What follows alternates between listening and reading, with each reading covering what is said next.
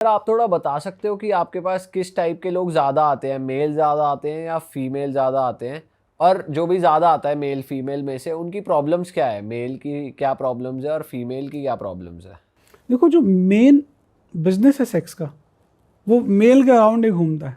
ठीक है, तो मेल्स को सबसे ज़्यादा जो प्रॉब्लम होती है, एक तो उसका खड़ा नहीं होता है, और खड़ा होता है तो जल्दी झड़ जाता है, जिसको अर्ली इजैकुलेशन बोलते हैं। तीसरा जो प्रॉब्लम होता है, अर्ली इजैकुलेशन के साथ साथ स्पर्म काउंट कम हो जाते हैं, तो बच्चे पैदा नहीं कर पा रहा है। कई लोग अच्छे हैं खिलाड़ी, सेक्स के अंदर सेक्स भी अच्छा करते हैं, उनकी टाइमिंग भी अच्छी है, लेकिन डिज़ायर ही नहीं होती है। वो इतना थक गया है कि उसकी सेक्स करने का मन ही नहीं कर रहा। ये मेल्स के मेजर इश्यूज़ हैं। फीमेल्स का जो मेजर इशू आता है, उनकी इच्छा नहीं करती है, लो सेक्सुअल डिज़ायर।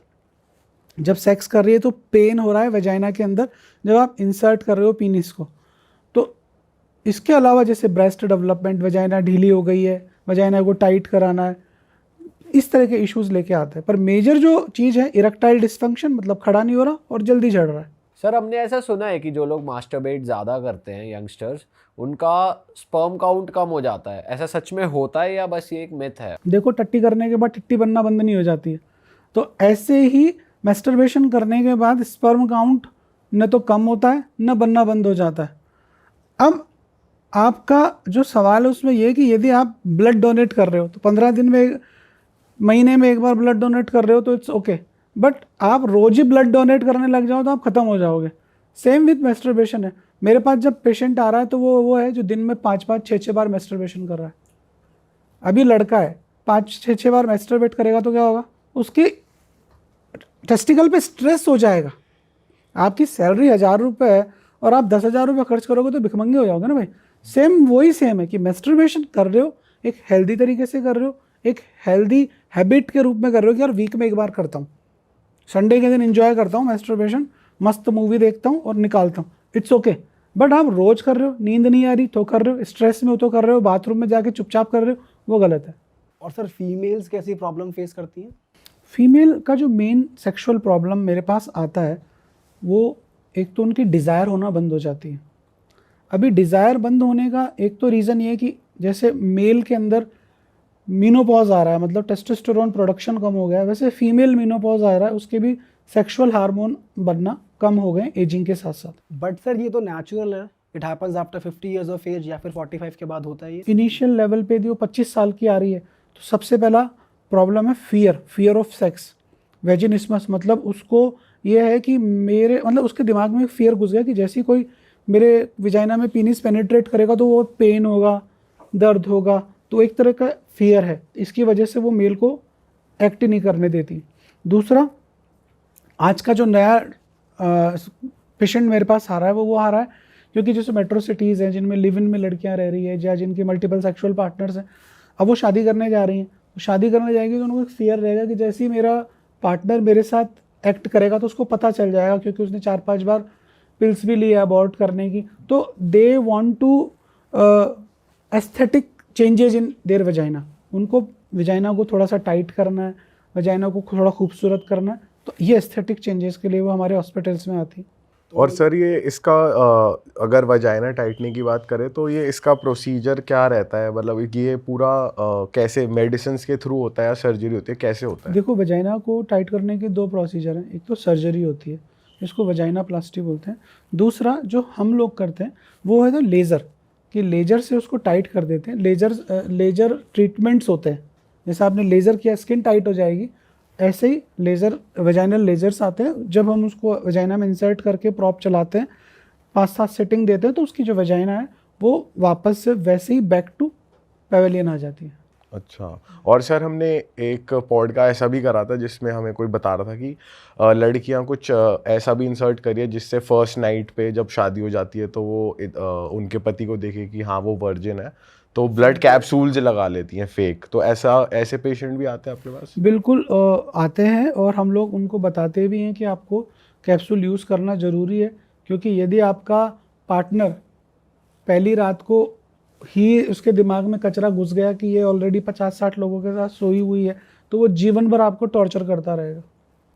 दूसरा, कोई भी मेल है ना, उसका ईगो इतना हैवी होता है कि वो ये जब शादी कर रहा होता तो बड़ी बड़ी बातें कर लेता है कि चलो आज से हम सारी चीज़ों को भूल जाते हैं, अब आगे अब नया जीवन चालू करेंगे, उसके बाद तू मेरे पुराने चक्करों में मत जाना, मैं तेरे पुराने चक्करों में नहीं जाऊँगा।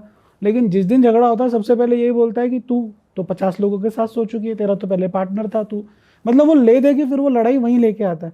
तो इससे अच्छा है कि इस कचरे को वहीं ख़त्म कर दो। एक कैप्सूल लगाने से यदि उसको ऐसा लगता है कि उसका ईगो सेटिस्फाइड हो जाता है तो कर दो, 1000 रुपये का कैप्सूल लगा लोगे तो ज़्यादा खुश रहेगा, वो भी खुश रहेगा और आप भी खुश रहोगे। नहीं तो वो भी दुखी होता रहेगा, जीवन भर उसको गिल्ट रहेगा कि मैं वर्जिन लड़की के साथ सेक्स नहीं कर पाया।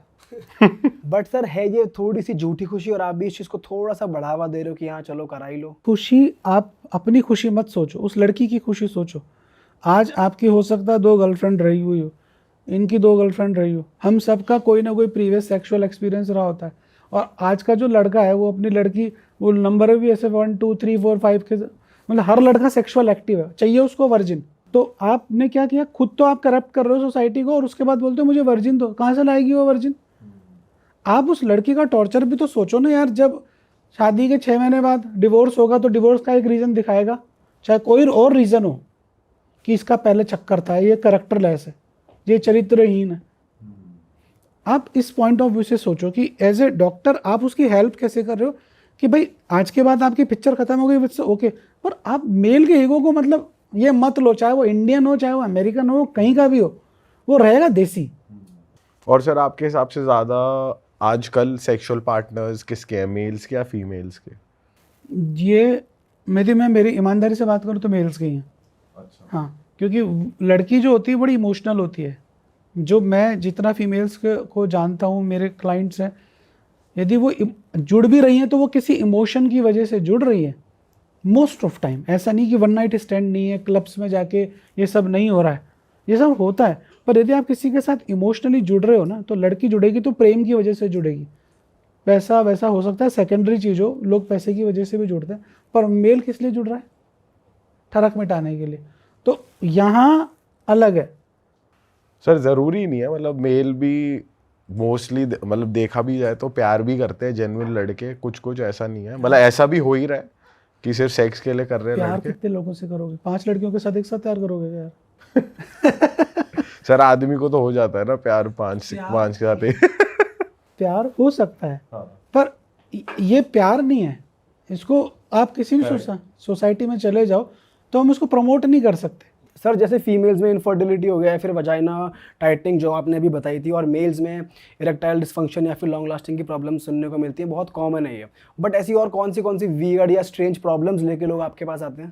देखो, प्रॉब्लम्स बहुत अलग अलग तरह की होती है, और वो जो प्रॉब्लम लेके आ रहा हो सकता है आपको तो ऐसा लगे कि क्या क्या क्वेश्चन लेके आए, लेकिन आप उसका जो दिमाग होता है वो उसी चीज़ पे अटका होता है कि एक आदमी है, उसको, वो गांव का है और आज एक बहुत अच्छा रेपुटेटेड ऑफिसर बन गया, उसको भेड़ों के साथ मतलब बकरियों के साथ सेक्सुअल एक्सपीरियंस उसका बचपन से रहा था। अब उसकी शादी हो गई, और क्योंकि वो एक सोसाइटी के अंदर वेल रेपुटेटेड आदमी है, अच्छी पोस्ट पे है, लेकिन उसको प्लेजर नहीं मिल रहा जो बकरी के साथ मिल रहा है। तो अब ऐसी कंडीशन के अंदर उसका कितना बड़ा ट्रॉमा है। जानवरों के साथ लोग सेक्स कर रहे हैं? आज से नहीं, सदियों से कर रहे हैं, गाँव में बहुत कॉमन प्रैक्टिस है। बट सर ये थोड़ा जैसे, चलो ठीक है अगर कोई होमोसेक्सुअल है, कर तो वो इंसान के साथ ही रहे, पर अगर कोई एनिमल के साथ कर रहा है तो वो तो एक प्रॉब्लम नहीं हुई? इट्स अ डिजीज, डिजीज ही हुआ है। It's a disease. बट मैं उस वक्त उसका इलाज करने के लिए नहीं हूँ, मैं उसकी हेल्प करने के लिए हूँ कि मैं उसको वहाँ से कैसे निकालूँ, मैं उसको उसकी जो मैरिड लाइफ है उसमें कैसे उसमें इंटरेस्ट डेवलप करूँ, उसमें हम कर सकते हैं। अभी प्रीवियसली वो कर चुका, उस पर हम कुछ नहीं कर सकते। तो सर कैसे डील करते हो आप ऐसे पेशेंट के साथ? ऐसे पेशेंट्स के अंदर हम एक ही चीज़ बोलते हैं कि फैंटेसाइज जहाँ करना चाहते हो वहाँ करो। सपोज करो कि आपको सन्नी लियोनी के साथ फैंटेसी आ रही है और आपकी बीवी हैवी है, तो चार्जिंग वहाँ से ले लो, ब्लूटूथ से चार्जिंग ले लो, वाईफाई से चार्जिंग, एजैकुलेट वहीं हो, क्योंकि पार्टनर ने गलती नहीं करी आपके साथ शादी करके, उसने तो पूरा पैकेज दिया है ना भाई आपको शादी में। And there are some medications जो हम उसकी हेल्प कर पाते हैं। सर कोई केस बता सकते हो आपकी ऐसा हुआ हो आपके साथ, फिर आपने कुछ हेल्प करी हो या कंसल्ट यही करो? बता रहा हूँ, यही केस है कि जब वो कपल मेरे पास आया, तो वो कपल मेल तो यही बता रहा है ना कि यार मेरे को I feel desirable with that बकरी और घोड़ा, बकरी बट अब मैं वाइफ के साथ, आई लव माई वाइफ, मुझे उसको साथ प्रेम है बहुत ज़्यादा, तो मैं उसको मतलब मैं फील नहीं कर पाता। अच्छा, इसमें प्रॉब्लम क्या होता है, जो दुख है वो औरत का है कि ये मेरे साथ सेक्स मेरे को कनेक्ट नहीं कर पा रहा। अब औरत ये समझ रही है इसका एक्स्ट्रा मैरिटल है कहीं पे, कि ये मेरे साथ इसलिए सेक्स नहीं कर पाता क्योंकि ये कहीं और कुछ करके आता है। तो उस फीमेल को हमें समझाना पड़ेगा, काउंसलिंग करनी पड़ेगी, मेल को काउंसलिंग करनी पड़ेगी। तो there are some counselling session, there are some medication. ये चीज़ सर सिर्फ मेल के साथ है या फीमेल के साथ भी है? देखो, मैंने सिर्फ मेल्स के साथ ही डील करा है, फीमेल्स के साथ मेरे पास इस तरह का कोई केस नहीं आया कि वो किसी जानवर के साथ कहीं सेक्सुअली इन्वॉल्व रही हो। बट बड़े स्ट्रेंज फीमेल्स के साथ मेरे पास आते हैं कि मतलब मुझे ये सब चीज़ें ऑफिशियली पॉडकास्ट पे नहीं बोलनी चाहिए कि they are attracted to their kids, अच्छा, है ना। तो अब ये सब चीज़ें क्या होता है कि हम बोलेंगे तो सोसाइटी में गलत मैसेज जाता है। तो मतलब अब फैंटेसी हो सकती है। सर ऐसी फैंटेसीज डेवलप कैसे हो रही है लोगों के माइंड में? मतलब ये इंटरनेट पे कंटेंट देख के या पॉर्न वगैरह देख कर हो रही है, फिर और भी कोई रीज़न होता है? यार अब बहुत सारे रीजंस होते हैं कि कई बार केस ऐसा है कि एक औरत है जिसका हस्बैंड यूएस में रहता है, पिछले कई सालों से वो 3 महीने में एक बार आता है। अब बहुत हाई क्लास है, फीमेल भी फिटनेस फ्रीक है, उसकी सेक्सुअल डिज़ायर है, वो कहाँ से पूरी करेगी? तो ऐसे टाइम पे मतलब अब ये बहुत हाई क्लास सोसाइटी हो गई, क्योंकि मैं मिडिल क्लास फैमिली से आदमी हूँ, तो मेरे थॉट प्रोसेस में ये सब नहीं आता, पर उनके आते हैं, मेरे पास वो आते हैं, मैं उनकी मदद करने की पूरी कोशिश करता हूँ। सर ये तो चीज़ ही ऐसी, इसमें क्या हाई क्लास, मिडिल क्लास या फिर लोअर क्लास, ये तो खुद की डिज़ायर है, खुद का दिमाग ही है बंदे का। यार डिज़ायर तो है, लेकिन आपके पास कोई पेशेंट लेके आ रहा है कि I am attracted to my son, what should I do? जबकि मेरा जो सन है उसकी एक गर्लफ्रेंड भी 5 साल से रिलेशनशिप में है वो। अब आप उसकी क्या मदद करोगे उस वक्त? उसको आप मोरल ज्ञान दोगे क्या उसको कि यार नहीं ये सही चीज़ नहीं है? वो तो उसको भी पता है कि ये सही नहीं है। तो सर ऐसे केस में आप फिर काउंसलिंग करते हो? काउंसलिंग, सिर्फ काउंसलिंग, क्योंकि क्या है, दवाई क्या दोगे उसको? उसको काउंसलिंग ही किया जाता है। काउंसलिंग सेशंस में हम हमारा दिमाग लगाते हैं, बट लोग समझ जाते हैं बाद में। जैसे कि अनकंजुमेटेड मैरिज के लोग बहुत सारे आते हैं। अनकंजप्शन ऑफ मैरिज वो होता है कि जैसे शादी हो गई, शादी के बाद सेक्स नहीं हुआ है 4-4 साल, 5-5 साल, 8-8 साल, 10-10 साल, लड़का और लड़की दोनों को ही नहीं पता कि सेक्स कैसे करना है। ठीक है, लड़का है, शादी के बाद सेक्स नहीं कर पाया, 10 साल हो गया, बच्चा भी गोद ले लिया है। तो ये बहुत तकलीफ वाली सिचुएशंस होती हैं, क्योंकि यहाँ पर दोनों ही अनएजुकेटेड हैं, या लड़का ओवर स्मार्ट है कि उसको कोई सेक्सुअल प्रॉब्लम था, इरेक्टाइल डिस्फंक्शन था, सुहागरात के दिन सेक्स नहीं कर पाया, तो अब उसको पता चल गया कि मेरी दुकान में करंट नहीं है, तो वो लड़की को मतलब इस तरह से हिप्नोटाइज कर लेता है कि यार बेबी इसको बाद में देख लेंगे, लाइफ अभी बहुत सारी पड़ी है, अभी कैरियर बनाने का समय है।